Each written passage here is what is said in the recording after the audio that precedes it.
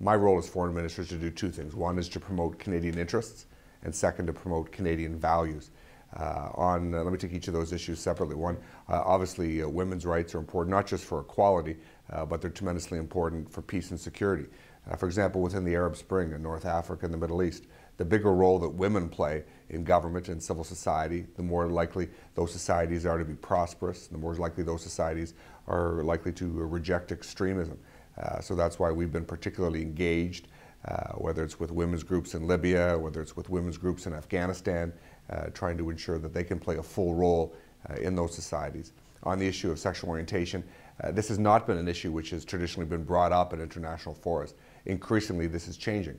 Canada took a lead in the Commonwealth, raising the criminalization and violence and persecution that gays face around the world.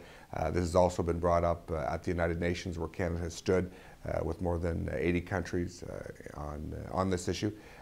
We've got to be cautious that we don't take action that will hurt those rights sometimes by naming and shaming countries aggressively in public. It can have exactly the opposite effect.